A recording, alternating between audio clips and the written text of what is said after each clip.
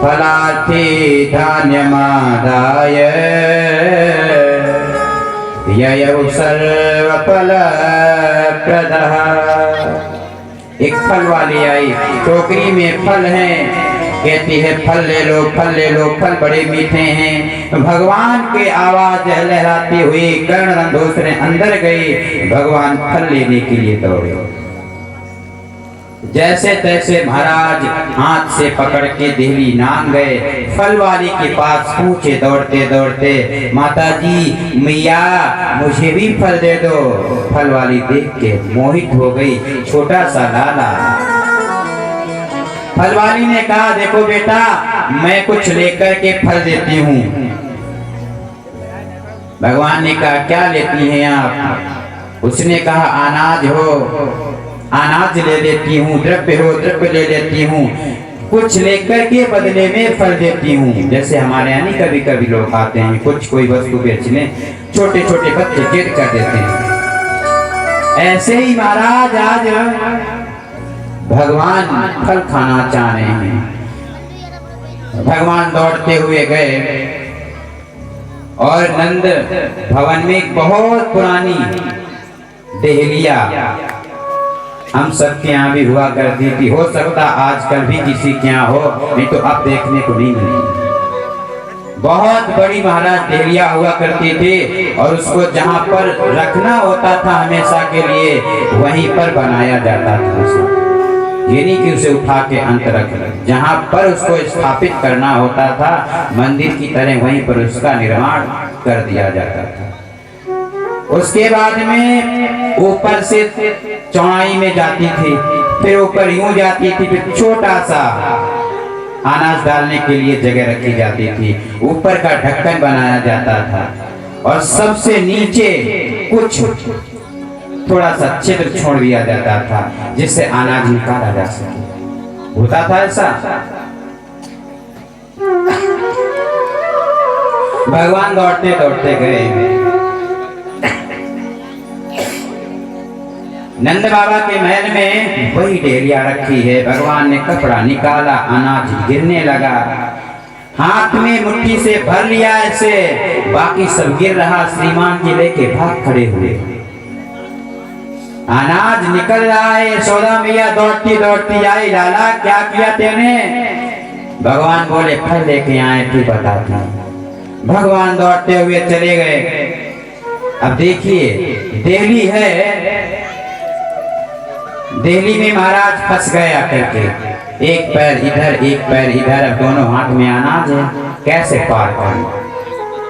छोटा बालक हो, एक पैर इधर एक पैर इधर, कैसे पार करेगा तो गिर जाएगा। अब भगवान फंसे पड़े हैं। सुखदेव स्वामी कहते हैं राजन परीक्षित, इस छवि को निहारिए जो हम सबको इस संसार रूपी नैया से पार लगाता है, झेलम झेल से। कभी हमारे पास दुख आता है, कभी सुख आता है, कभी हम लड़ाई में फंसे, कभी झगड़े में फंसे, कहीं चोट लगी, ये सब झंझट तो हैं। इतने नाना प्रकार के झंझट आते हैं, लेकिन ईश्वर हमें पार कर देता है, कहीं ना कहीं कोई ना कोई रास्ता निकाल देता है। लेकिन आज देखिए एक देहली में फंसा पड़ा है ईश्वर, जो हम सबको नचाता है, हम सबको फंसाता है, वही ईश्वर देहली में फंसा पड़ा है, निकल नहीं पा रहा। बोले ये क्या है? बोले ये यशोदा और नंद बाबा की भक्ति का फल है। अच्छा, नंद बाबा यशोदा जी थे कौन? पूर्व जन्म के धरा और द्रोण नाम के दो वसु थे। इनको भगवान ने वरदान दिया था कि हम आपके यहाँ जन्म तो नहीं लेंगे, लेकिन पुत्र बन करके आएंगे। इसीलिए जन्म तो देवकी के यहाँ हुआ था, पुत्र बनकर नंद बाबा के यहाँ आए थे।